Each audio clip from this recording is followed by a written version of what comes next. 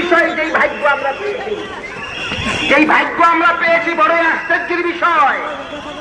তিনজন খাড়া নির্যাতিত আলেমকে আজকে আমরা উপস্থিত পেয়েছি।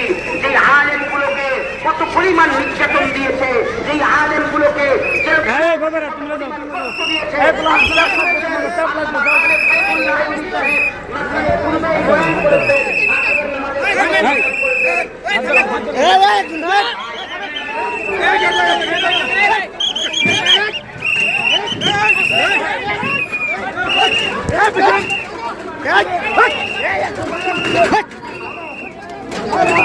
বড় বড় দাম্ভিক মানুষ, পাষণ্ড হৃদয়ের মানুষ, শুধুমাত্র আল্লাহর কোরআনে কারীমের এক একটা তেলাওয়াত, একটা আয়াতের তেলাওয়াত তার হৃদয়ে গিয়ে আঘাত করেছে। তার হৃদয়ের বদ্ধ দুয়ার খুলে সেই হৃদয়ে হেদায়েতের আলো প্রজ্বলিত হয়ে গিয়েছে, এমন অসংখ্য দৃষ্টান্ত রয়েছে। আজও আলহামদুলিল্লাহ কোরআনে কারীমের তেলাওয়াত এমন এক মন্ত্রমুগ্ধের জিনিস। যদি সারা দুনিয়ার মানুষের কর্ণকুহরে আল্লাহর কোরআনের তেলাওয়াতটুকু যদি যথাযথভাবে পৌঁছে দেওয়া যায়, এই পৃথিবীর রং বদলে যাবে। কোরআনে কারীমের তেলাওয়াত ইসলামী বিপ্লবের মূল মন্ত্র। এই তেলাওয়াত ঘরে ঘরে রঞ্জরিত হোক, এই তেলাওয়াত মুসলমানের কণ্ঠে কণ্ঠে উচ্চারিত হোক, এই তেলাওয়াত মুসলমানদের পাড়ায় পাড়ায় আলোড়ন তৈরি করুক। ইনশাআল্লাহ আল্লাহর রহমতের উপর ভরসা করে বলতে পারি, কোরআনের তেলাওয়াত যদি মুসলমানদের ঘরে ঘরে পাড়ায় পাড়ায় গুঞ্জরিত হতে থাকে, এই পাড়া মহল্লাগুলো থেকে নাস্তিক্যবাদ সহ ইসলাম বিরোধী সমস্ত শয়তানি চিন্তা দর্শন ধ্বংস হয়ে যাবে, পালিয়ে যেতে বাধ্য হবে।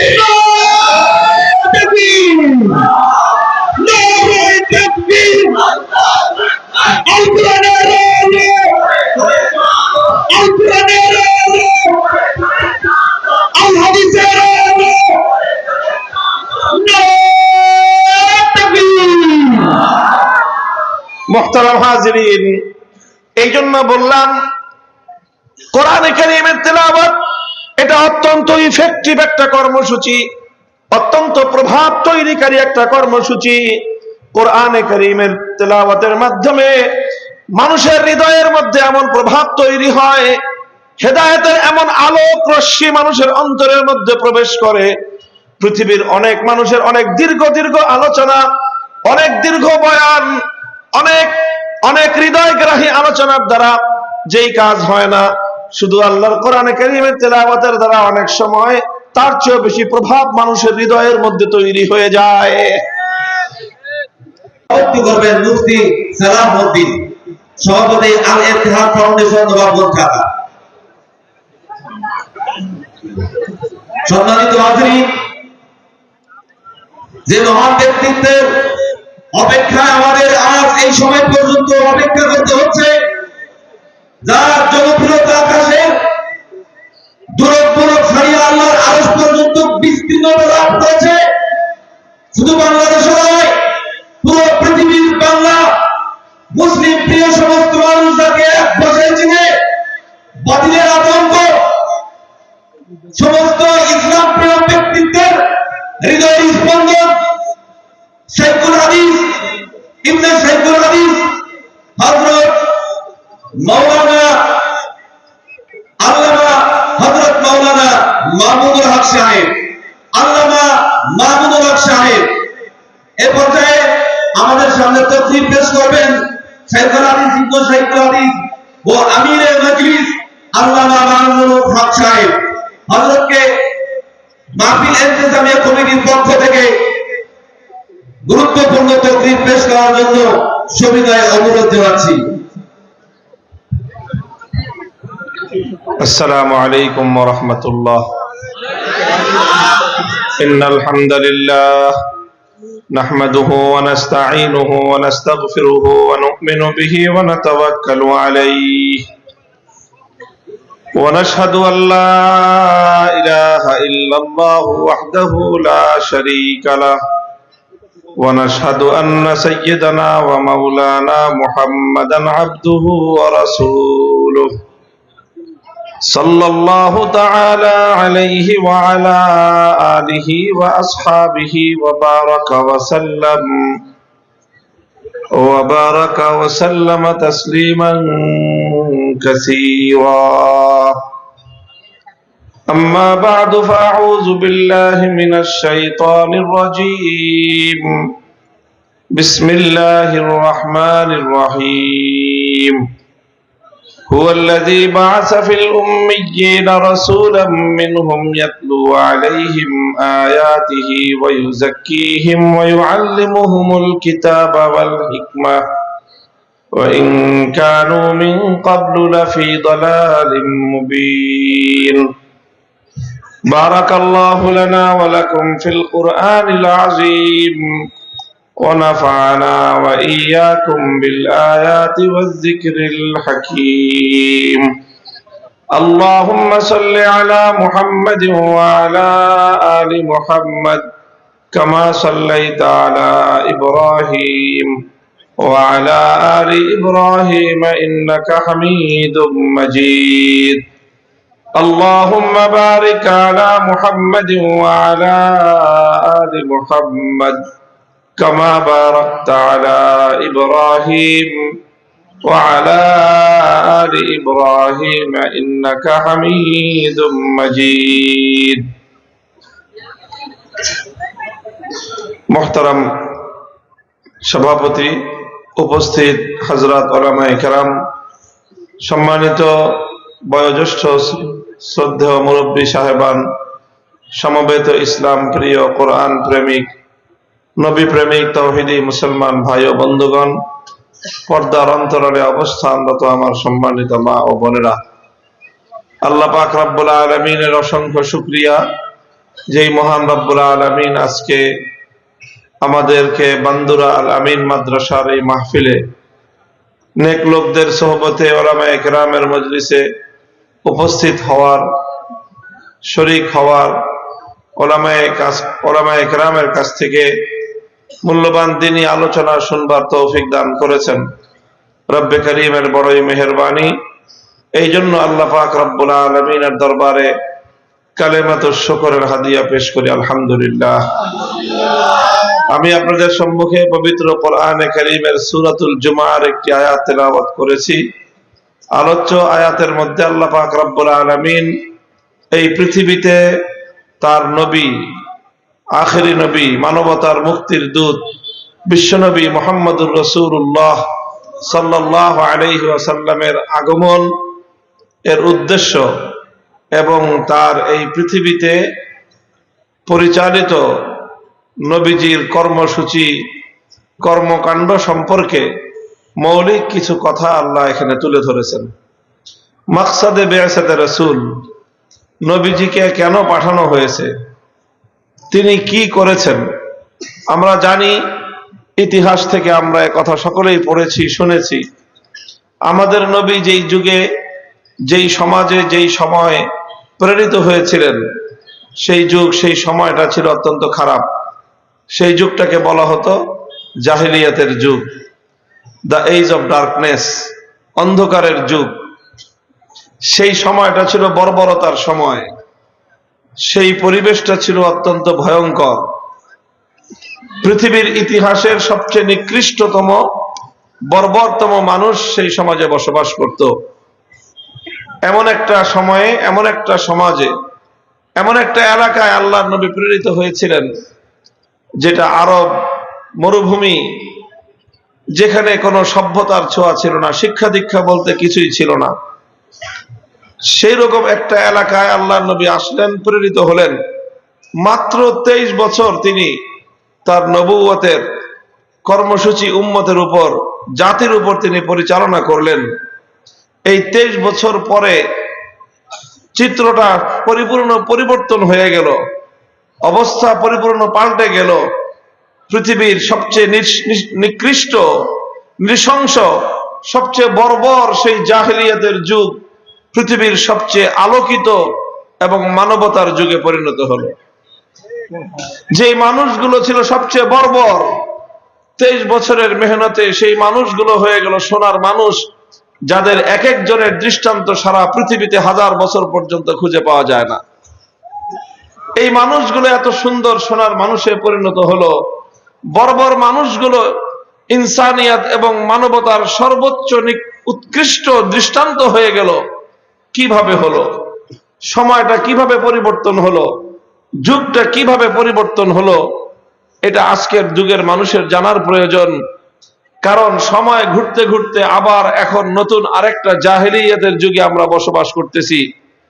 এটা সেই প্রাচীন কালের জাহেলিয়াত নয়, বরং এটা হলো একবিংশ শতাব্দীর আধুনিকতার জাহেলিয়াত। সেটাও ছিল একটা জাহেলিয়াত, আর এখন আমরা যেই সময়ে বসবাস করছি সেটাও আরেকটা জাহেলিয়াত। শুধু পার্থক্য হলো সেটা ছিল প্রাচীন কালের জাহেলিয়াত, আর আজকের এটা হলো আধুনিক যুগের জাহেলিয়াত। সেই জাহেলিয়াতের সময়ে সেই জাহেলিয়াতের সঙ্গে বিজ্ঞানের সংমিশ্রণ ছিল না, আধুনিক তথ্য প্রযুক্তির ব্যবহার ছিল না। আজকের নব্য আধুনিক জাহেলিয়াতের সাথে বিজ্ঞান এবং তথ্য প্রযুক্তি সহ আধুনিক বিজ্ঞানের চরম উৎকর্ষতার সকল বিষয়গুলি সংযুক্ত হয়ে আজকের প্রচলিত এই আধুনিক জাহেলিয়াতটা সেই বর্বর যুগের সেই প্রাচীন যুগের জাহেলিয়াতের চেয়ে অনেক ভয়ঙ্কর এক জাহেলিয়াতে পরিণত হয়েছে।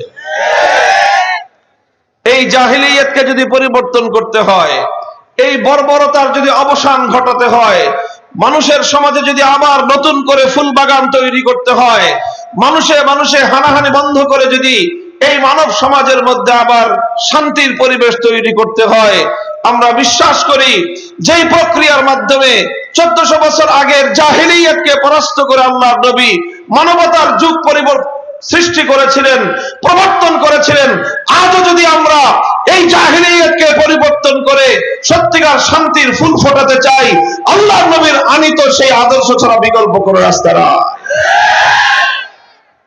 এই জন্য মোহতারাম হাজিরিন, আমাদের জানার প্রয়োজন যে আল্লাহর নবী কি করে এই পরিবর্তনটা এনেছিলেন।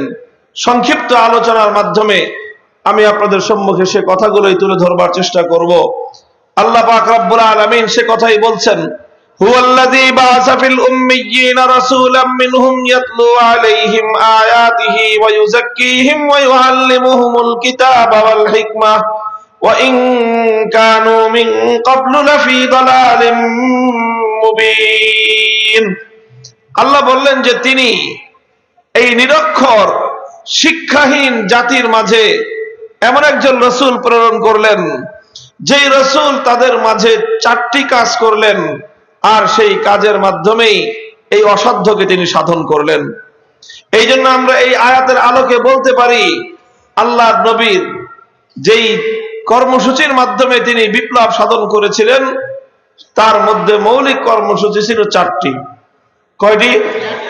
4 দফা কর্মসূচির মাধ্যমে আল্লাহর নবী ইনকিলাব এনেছিলেন, বিপ্লব এনেছিলেন।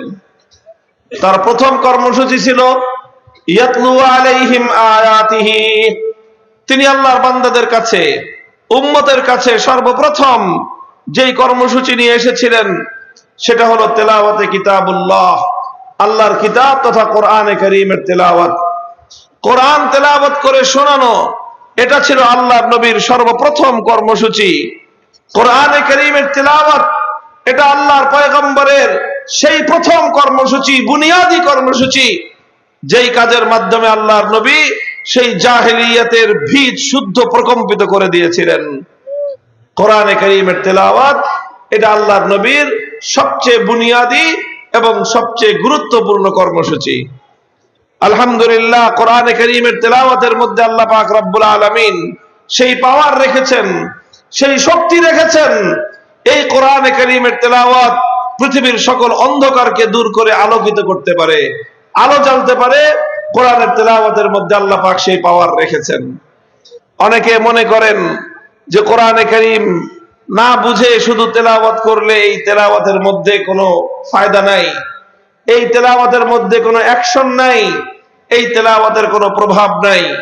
যারা এমনটা চিন্তা করেন তারা পবিত্র কোরআনে কারীমকে অবমূল্যায়ন করেন, তারা কোরআনে কারীম সম্পর্কে কুধারণা পোষণ করেন, তারা কোরআনে কারীমকে পৃথিবীর আর অন্যান্য 10টা বিষয়ের গ্রন্থের সঙ্গে তুলনা করেন।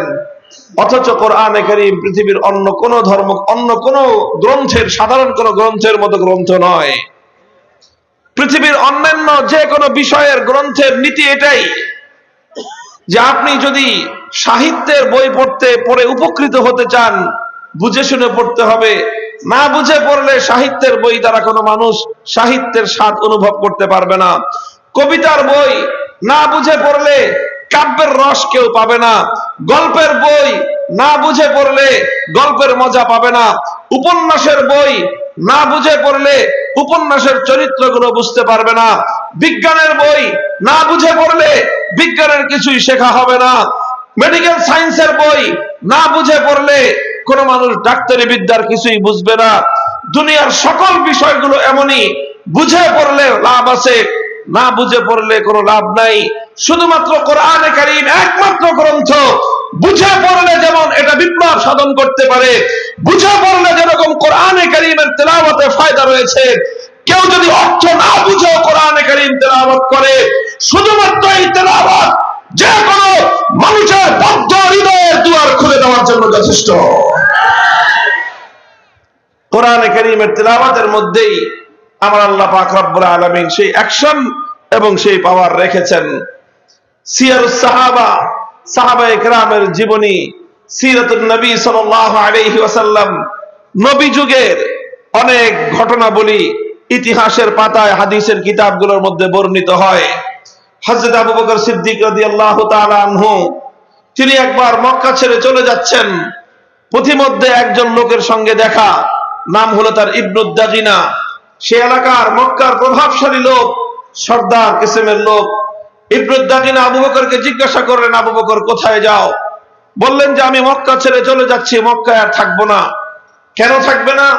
কারণ মক্কার লোকেরা আমার সঙ্গে অসৎ ব্যবহার করেছে, আমাকে জ্বালা যন্ত্রণা দেয়, আমাকে উৎপাত করে। এই জন্য মক্কার মানুষের নির্যাতনে নিপীড়নে অতিষ্ঠ হয়ে আমি মক্কা ছেড়ে চলে যাচ্ছি, আর থাকবো না। ইবনুদ দাগিনা বলল যে না আবু বকর, তোমার মতো সোনার মানুষ, পরোপকারী মানুষ মক্কা ছেড়ে চলে যেতে পারে না। তুমি যদি মক্কা ছেড়ে চলে যাও, এটা মক্কার অধিবাসীদের জন্য একটা কলঙ্কের বিষয় হবে।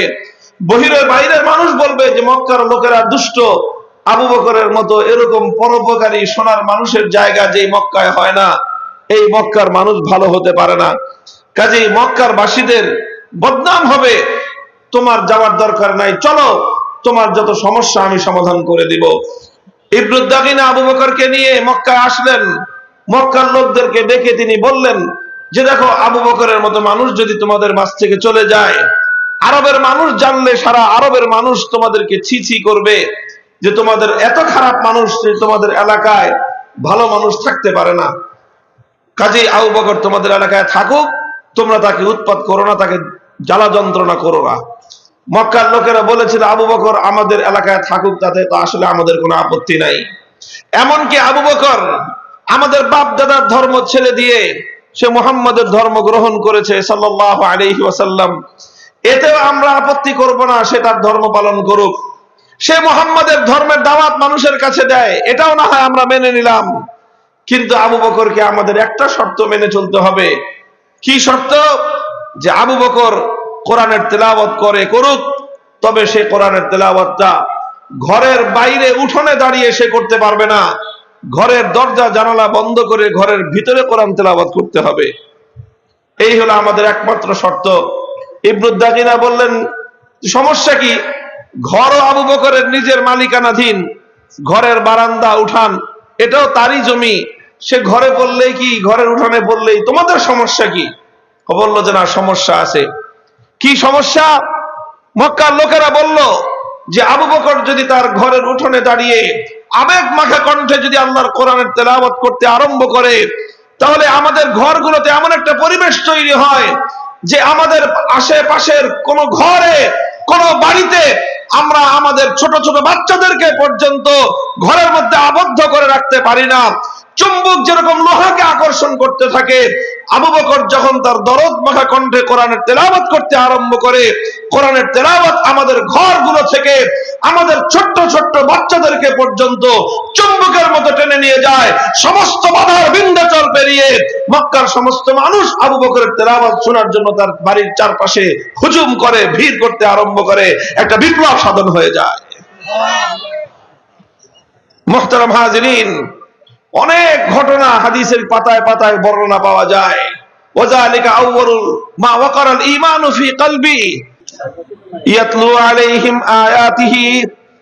আল্লাহর পাক রব্বুল আলামিন তার পয়গম্বরের প্রথম কর্মসূচির কথা বললেন যে তার নবীর প্রথম কাজ হলো উম্মতের সামনে আল্লাহর কোরআনের তেলাওয়াত করা। তেলাওয়াতে কোরআন, তেলাওয়াতে কিতাবুল্লাহ, এটা হলো সর্বপ্রথম সবচেয়ে বুনিয়াদী নবুয়তের কর্মসূচি। 2 নম্বর কর্মসূচি হলো ওয়ায়ুআল্লিমুহুমুল কিতাব। কোরআনে কারীমের তেলাওয়াত হলো, তেলাওয়াত হয়ে গেল, এটা একটা স্বয়ং সম্পন্ন কর্মসূচি।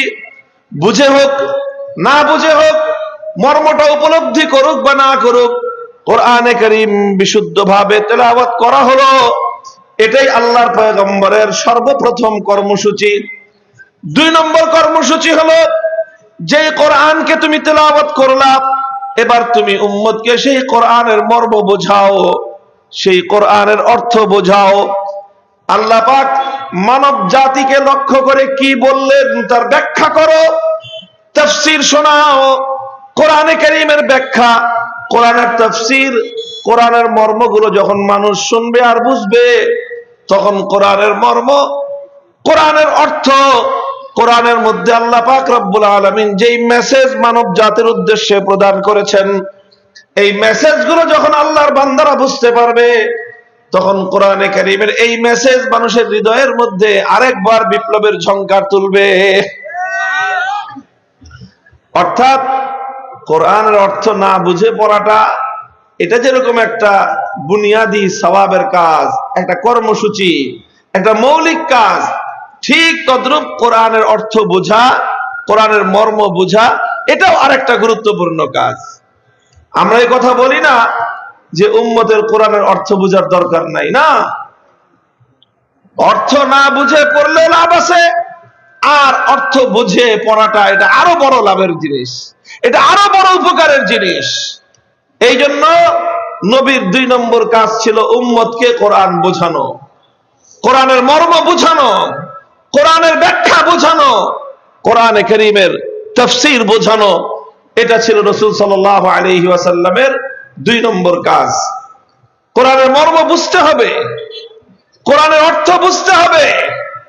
দুঃখ লাগে, বহু মানুষ আমাদের মধ্যে এমন আছে, মুসলমান, শিক্ষিত, অনেক পড়াশোনা করা মানুষ, অনেক জানাশোনা মানুষ, পড়তে পড়তে বহু কিছু পড়েছে, হাজার হাজার বইপত্র পড়েছে।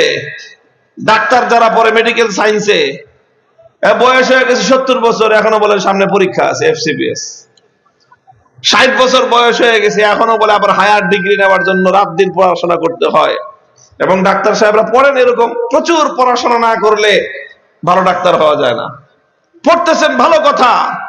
অনেকে আছেন যে গল্পের বই পড়েন, অনেকে আছেন উপন্যাস পড়েন, রবীন্দ্রনাথ ঠাকুর থেকে শুরু করে হুমায়ুন আহমেদ পর্যন্ত, বঙ্কিমচন্দ্র থেকে শুরু করে হুমায়ুন আহমেদ পর্যন্ত কোন উপন্যাস বাকি নাই। হাজার হাজার বই পড়েছে উপন্যাসের, আছে না নাই?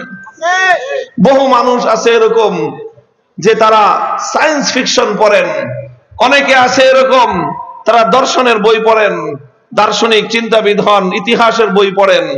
সব পড়া ভালো, কোন পড়াশোনা আমি সমালোচনা করতেছি না।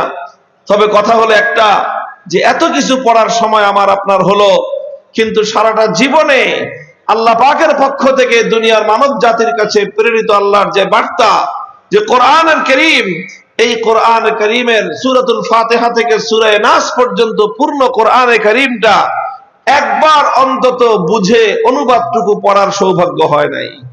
আছে না নাই এমন মানুষ? বলেন, এমন মানুষ আছে না নাই? তুমি সারা দুনিয়ার এত কিছু পড়ার সময় পেলা, তুমি বিজ্ঞানের বই পড়তে পড়তে বৈজ্ঞানিক হয়ে যেতে পারলা, তুমি ইতিহাস বই পড়তে পড়তে তুমি ঐতিহাসিক একজন পারঙ্গম ব্যক্তি হয়ে গেলা, ইতিহাসকে নিয়ে তুমি পর্যালোচনা করার মতো যোগ্যতা, দক্ষতা তোমার অর্জন হয়ে গেল। সারা দুনিয়ার সব কিছু তুমি শিখলা, সারা দুনিয়ার সব কিছু তুমি সারা দুনিয়ার সবকিছু তুমি পড়লা, সারা দুনিয়ার সবকিছু তুমি শিখলা, কিন্তু তুমি আল্লাহর পক্ষ থেকে তোমার হেদায়েতের জন্য, তোমার ইহকালীন মুক্তি এবং পরকালীন নাজাতের জন্য নাজিলকৃত, এক কথায় বলতে গেলে তোমার কাছে প্রেরিত আল্লাহর বার্তায়, আল্লাহর পক্ষ থেকে নাজিলকৃত কিতাবটা অন্তত একবার শুরু থেকে শেষ পর্যন্ত বুঝবার চেষ্টা করলে না যে আল্লাহ কি বললেন। এই যে যারা পড়াশোনা করে, এত পড়াশোনা করলো, আর কোরআনে কারীমটা অন্তত একবার সারা জিন্দগিতে পড়ার সৌভাগ্য হলো না, মানুষের জন্য এর চেয়ে লজ্জার আর কোনো বিষয় থাকতে পারে না। এই জন্য আমরা বলি যে বিশেষ করে যারা পড়াশোনা জানা মানুষ, প্রত্যেকের জন্য এটা অবশ্যই জরুরি যে যারা হক্কানি উলামায়ে কেরাম কোরআনে কারীমের তাফসীর লিখেছেন, কোরআনে কারীমের অনুবাদ লিখেছেন, কোরআনে কারীমের লিখিত সেই অনুবাদ গ্রন্থ থেকে, সেই অনুবাদ এবং সেই তাফসীরের কিতাব থেকে অন্তত একবার অল্প অল্প করে হলেও পূর্ণ কোরআন শুরু থেকে শেষ পর্যন্ত এর অনুবাদটা একবার পড়া চাই। কোরআনের অনুবাদ পড়লে কোরআনের অর্থ মর্মগুলো যখন আপনার সামনে আসতে থাকবে, তখন দেখবেন আপনার হৃদয়ের মধ্যে একটা প্রভাব তৈরি হবে, হৃদয়ের মধ্যে আল্লাহর মুহাব্বত তৈরি হয়, আল্লাহর ভালোবাসা তৈরি হয়, আল্লাহ পাকের সঙ্গে একটা গভীর সম্পর্ক এবং হৃদ্যতা তৈরি হয়। ইয়াতলু আলাইহিম আয়াতিহি ওয়া ইউআল্লিমুহুমুল কিতাব। এই জন্য আল্লাহর পয়গম্বরের 2 নম্বর কর্মসূচি, 2 নম্বর কাজ হলো মানুষের সামনে আল্লাহর কোরআনে কারীমের, আল্লাহর কিতাবের মর্ম এবং এর ব্যাখ্যা উপস্থাপন করা। এটা হলো 2 নম্বর কর্মসূচি আল্লাহর নবীর। নবীজির 3 নম্বর কাজ ওয়া ইউআল্লিমুহুমুল কিতাবা ওয়াল হিকমাহ, তালিমে হিকমত। 2 নম্বর ছিল তালিমে কিতাব, 1 নম্বর ছিল তেলাওয়াতে কিতাব, 2 নম্বর ছিল তালিমে কিতাব, 3 নম্বর হলো তালিমে হিকমত, হিকমতের তালিম দেওয়া। উম্মতকে আল্লাহর বান্দাদের সামনে হিকমতের তালিম উপস্থাপন করা, এটা হলো নবী আকরাম সাল্লাল্লাহু আলাইহি ওয়াসাল্লামের 3 নম্বর মৌল কর্মসূচি। তালিমে হিকমতের যে ব্যাখ্যা উলামায়ে উম্মত লিখেছেন, তালিমে হিকমতের যে তাফসীর উলামায়ে উম্মত লিখেছেন, হাকিমুল ইসলাম কারি তাইয়্যিব রাহমাতুল্লাহি আলাইহি, মুফতি আজম মুফতি শফি রাহমাতুল্লাহি আলাইহি তার তাফসীরে মাআরিফুল কোরআন, জগৎ বিখ্যাত তাফসীর গ্রন্থ, সেই তাফসীরের মধ্যে তালিমে হিকমতের যে অর্থ লিখেছেন সেটা হলো এই যে তেলাওয়াতে কিতাবুল্লাহর মাধ্যমে আমরা আল্লাহর কোরআনের তেলাওয়াত শোনালাম মানুষকে। আল্লাহর নবী মানুষ, ভাই এটা সংক্ষেপ করেন, এই বন্ধ করেন, আপনারা এখানে করলে সব মানুষ আপনাদের দিকে তাকায় আছে। এই যে ভাই, আপনি এটা রেখে এক জায়গায় বসেন, নড়াচড়া করবেন না। আপনার কথা বলেন, একটু হয়ে বসেন।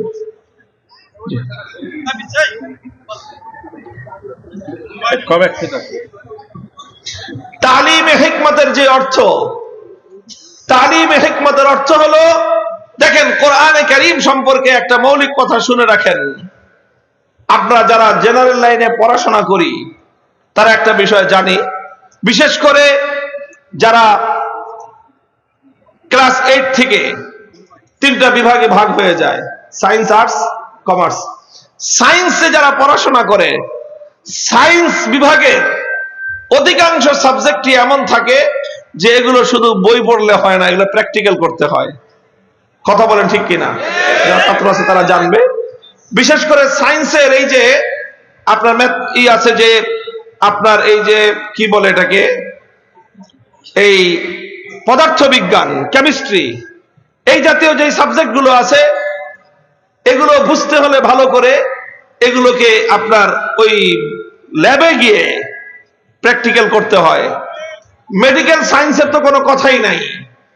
একজন স্টুডেন্ট, একজন ছাত্র যদি ডাক্তার হতে হয়, 5 বছরের কোর্স তো তাকে সম্পন্ন করতেই হয়, এমবিবিএস পড়তে হয়। তো এই যে এমবিবিএস যে পড়ে, এমবিবিএস এর শুধুমাত্র বই পড়লে হয় না, শুধুমাত্র টিচারদের লেকচার শুনলে হয় না, বরং প্রত্যেকটা টিচারের লেকচারের পাশাপাশি দেখা যায় যে তাদেরকে ল্যাবরেটরিতে গিয়ে প্র্যাকটিক্যাল করতে হয়। একেবারে মানুষের মাথা থেকে পা পর্যন্ত প্রত্যেকটা অঙ্গ প্রত্যঙ্গের ডিটেলস প্র্যাকটিক্যাল সেখানে নমুনা আছে, প্র্যাকটিক্যাল সেখানে তার একটা আপনার রূপ তৈরি করা আছে, নকশা তৈরি করা আছে। টিচাররা, শিক্ষকরা ছাত্রদেরকে প্র্যাকটিক্যাল দেখায় দেখায় মেডিকেল সায়েন্সের শিক্ষা দেয়, ডাক্তারি বিদ্যা শিক্ষা দেয়। শুধু বই পড়ে বক্তব্য শুনে পৃথিবীর কোনো মানুষ ভালো ডাক্তার হতে পারে না। যতক্ষণ পর্যন্ত প্র্যাকটিক্যাল না করবে ততক্ষণ পর্যন্ত ডাক্তার হওয়া সম্ভব নয়।